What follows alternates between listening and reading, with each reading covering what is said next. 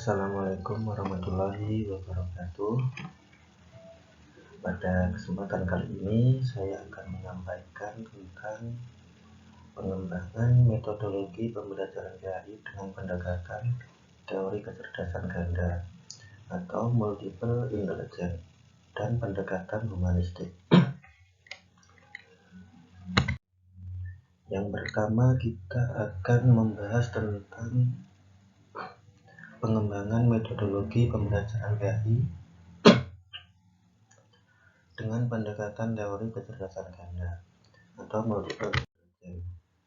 Nah, multiple intelligence ini merupakan sebuah teori yang ditemukan oleh Howard Gardner pada tahun 1982. Multiple intelligence adalah kecerdasan ganda yang dapat dimaknai sebagai kemampuan seseorang untuk menyelesaikan suatu masalah. Sebelum teori kecerdasan ini muncul, kecerdasan seseorang lebih banyak ditentukan oleh kemampuannya menyelesaikan tes IQ atau Intelligence Quotient.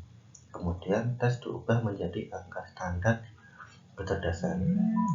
Jadi, sebelum adanya teori ini, terlebih dahulu kecerdasan seseorang itu diukur berdasarkan tes atau tes kemampuan IQ-nya. Jadi hasil dari tes IQ tersebut dihitung secara angka-angka, kemudian barulah ditentukan apakah seseorang itu cerdas atau masih di bawah standar. Kemudian teori multiple intelligence ini juga dicetuskan pertama kali pada tahun 1982. Jadi pada saat itu Howard Gardner itu mencetuskan yang namanya kecerdasan ganda. Maknanya itu adalah kemampuan seseorang untuk menyelesaikan suatu masalah. Jadi kemampuan seseorang antara individu satu dengan individu yang lain itu berbeda, jadi sesuai potensi masing-masing. Howard Gardner beranggapan bahwasanya seseorang memiliki kemampuan sendiri-sendiri dan tidak bisa disamaratakan.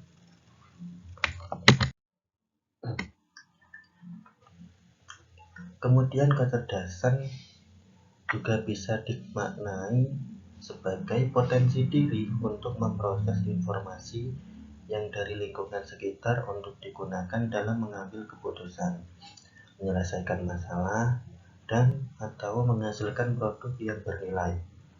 Kecerdasan seseorang adalah proses kerja otak seseorang sampai orang itu menemukan kondisi akhir terbaiknya.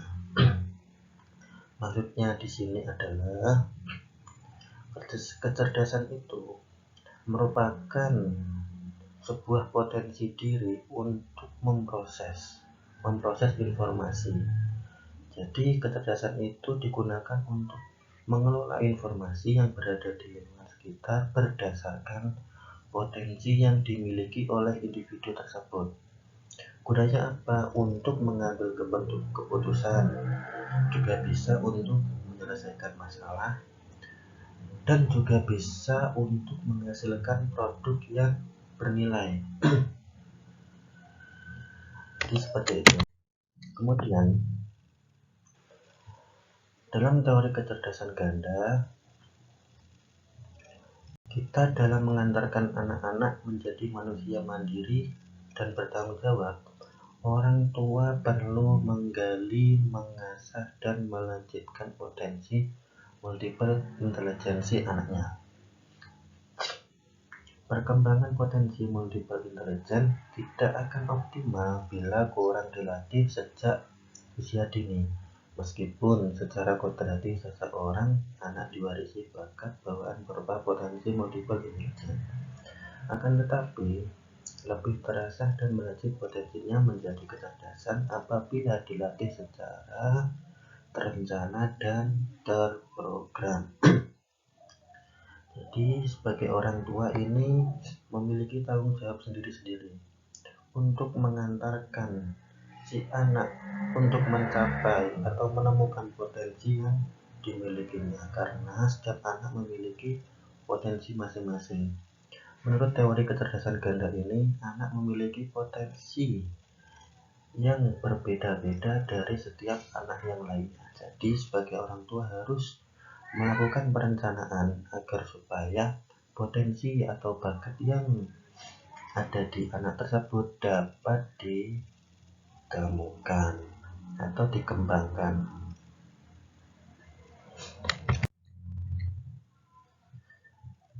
Nah, kemudian inteligensi ini bukanlah suatu kesatuan tunggal yang sanggup diukur secara sederhana menggunakan tes IQ. Inteligensi bisa ditingkatkan dan berkembang sepanjang sejarah. Inteligensi menjadi suatu kapasitas untuk memecahkan persoalan atau membangun produk yang bernilai pada satu lebih latar budaya. Jadi, kecerdasan ini tidak bisa diukur menggunakan tes-tes IQ atau berdasarkan tes-tes yang hasilnya nanti standarnya menggunakan angka-angka. Kecerdasan ini hanya bisa dites menggunakan kapasitas, potensi, atau bakat masing-masing seseorang tersebut. Kemudian kecerdasan ini juga bisa berkembang sepanjang sejarah dan bisa ditingkatkan pada zaman yang akan datang. Nah, kecerdasan ini juga bisa untuk sebagai pemecahan persoalan atau bisa juga membangun atau menciptakan produk yang bernilai pada satu lebih atau banyak di lingkungan masyarakat. Jadi kecerdasan ganda ini bisa digunakan di berbagai hal.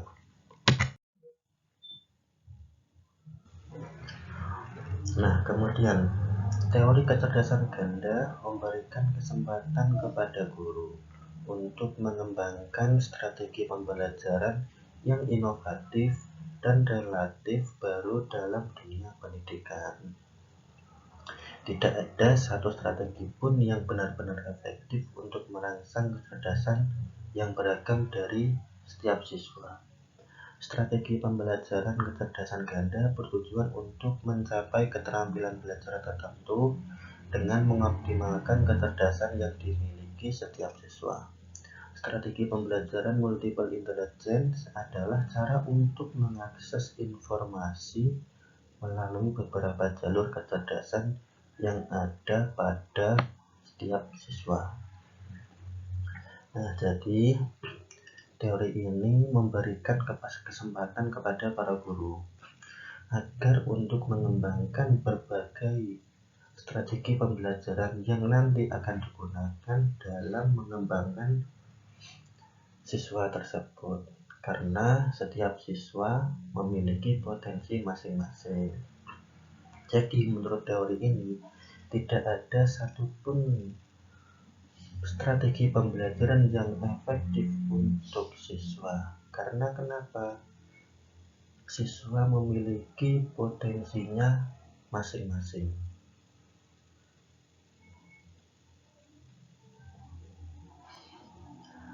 Nah, kemudian guru ini juga mempunyai kewajiban, yaitu merangsang kecerdasan yang beragam dari setiap siswa.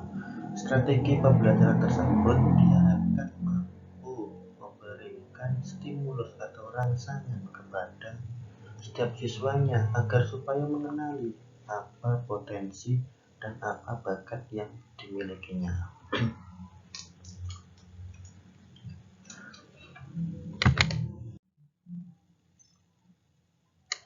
Nah, kemudian macam-macam kecerdasan menurut Howard Gardner. Nah, yang pertama ada kecerdasan linguistik. Kecerdasan linguistik ini merupakan Kecerdasan yang menggambarkan bahwa kepekaannya akan lebih tinggi dalam hal semantik. Semantik itu yaitu mengartikan kata-kata dalam hal sintaksis, yaitu aturan untuk menghubungkan kata-kata dan perkata terhadap fonologi, yaitu peka pada ungkapan kata-kata dengan suara. Jadi kecerdasan linguistis ini berhubungan erat dengan suatu bahasa atau perkataan. Kemudian yang kedua, kecerdasan logis matematis. Ini kecerdasan yang berhubungan dengan angka.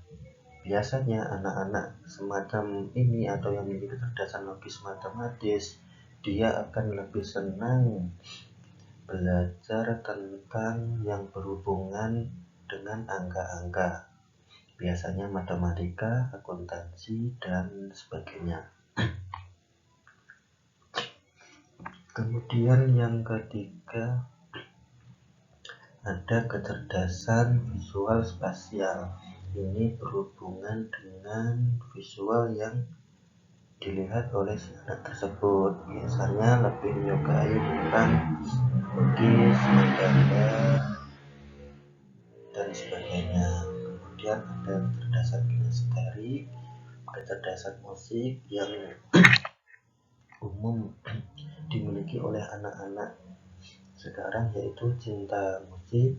Jadi hobinya bermain musik, menyanyi, kemudian membuat grup-grup semacam grup band, kemudian bisa meningkatkan potensi mereka, dan jika ada perlombaan biasanya anak-anak tersebut bisa juara karena kecerdasan yang dimilikinya. Kemudian yang keenam adalah kecerdasan interpersonal. Kemudian yang ketujuh, kecerdasan intrapersonal, dan yang terakhir, kecerdasan eksistensial spiritual.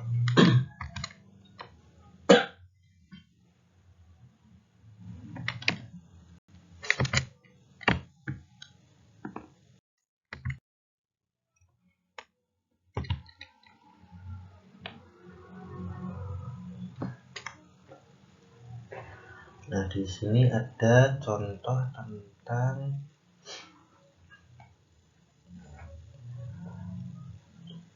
fenomena dari teori multiple intelligence. Contohnya adalah pola penerimaan siswa baru bagi sekolah yang menerapkan multiple intelligence tidak menerapkan tes formal untuk menyaring siswa. Jumlah siswa yang mendaftar sesuai dengan kapasitas siswa yang akan diterima. Apabila sebuah sekolah berkapasitas 100 siswa, dalam penerimaan siswa barunya, ketika jumlah pendaftar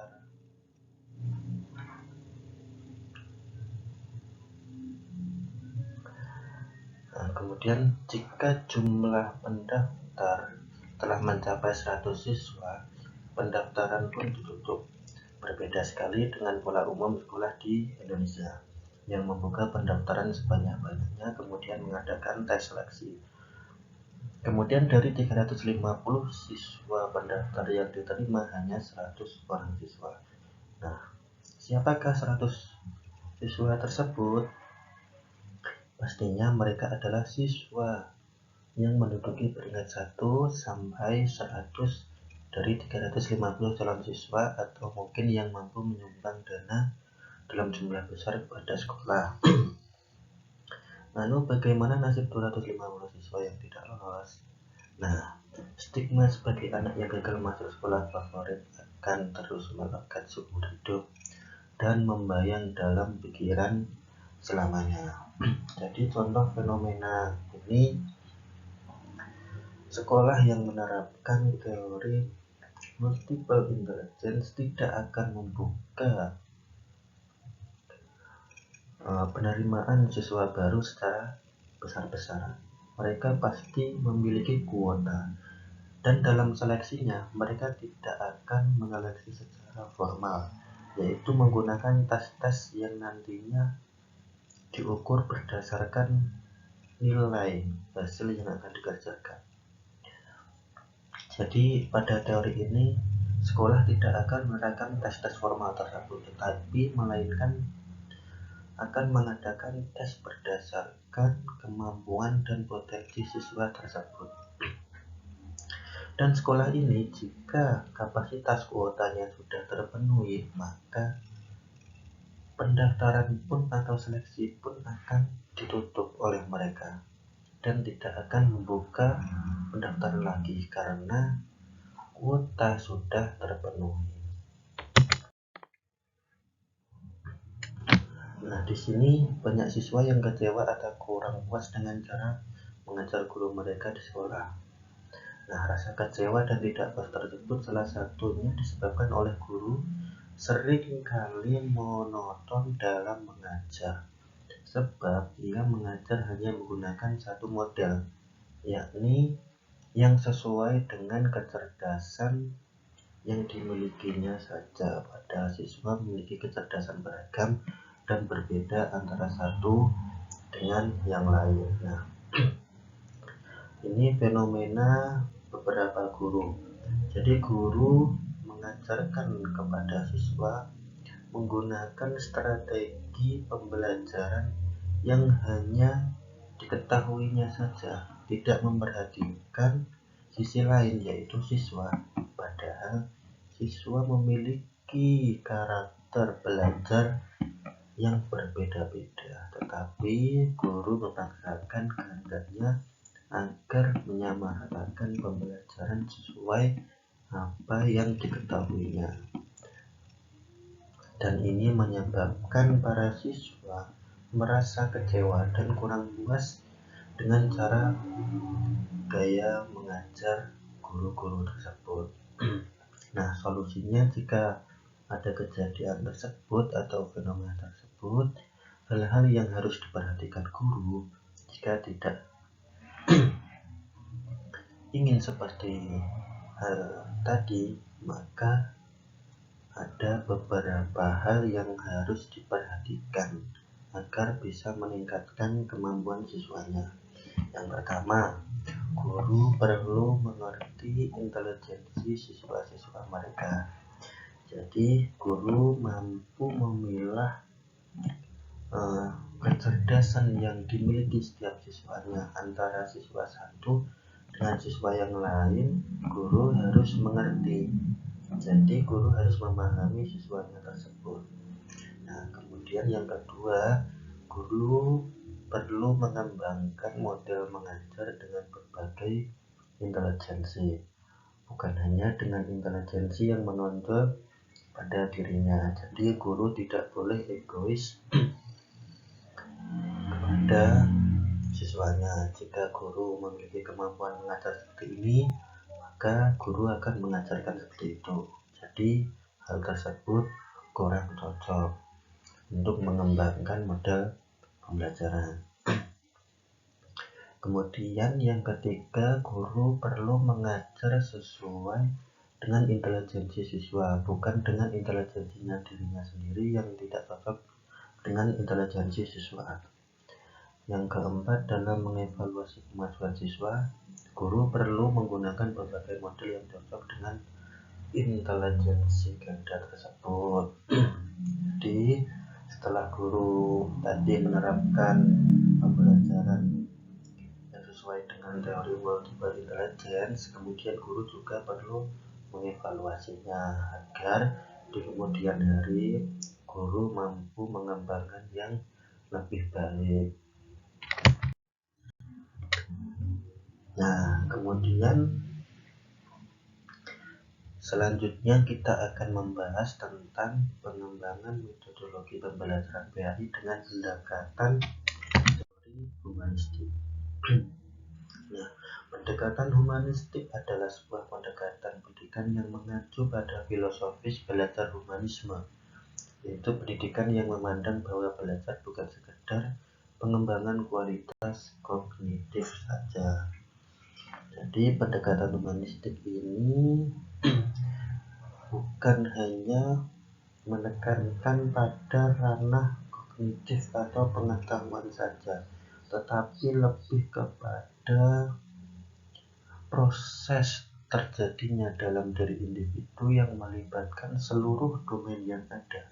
Jadi tidak hanya kognitif, melainkan juga dari segi afektif dan psikomotorik, sehingga dalam proses pembelajarannya nilai-nilai kemanusiaan yang ada dalam diri siswa mendapat perhatian untuk dikembangkan. Tidak hanya kognitif saja, melainkan seluruh aspek juga diperhitungkan agar tercapainya pembelajaran yang memanusiakan manusia. Kemudian menurut teori pendekatan humanistik, tujuan belajar adalah untuk memanusiakan manusia. Proses belajar dianggap berhasil jika si pelajar memahami lingkungannya sendiri dan dirinya sendiri. Siswa dalam proses belajarnya harus berusaha agar lambat laun ia mampu mencapai aktualisasi diri dengan sebaik-baiknya. Teori belajar ini berusaha memahami perilaku belajar dari sudut pandang pelakunya, bukan dari sudut pandang pengamatnya. Jadi menurut teori humanistik ini, tujuan belajar ini adalah untuk agar supaya kita bisa memanusiakan manusia.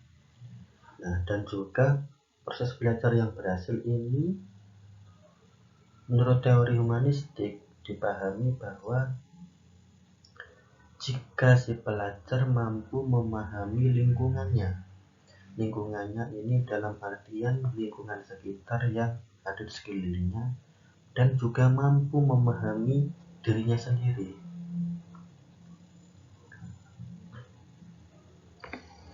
Nah, jadi mampu memahami dirinya sendiri ini adalah sebuah introspeksi agar supaya saya dalam belajar ini akan berusaha sebaik-baiknya dengan sungguh-sungguh agar supaya dalam belajarnya si siswa mampu mengembangkan minatnya sesuai kemampuan yang diinginkan.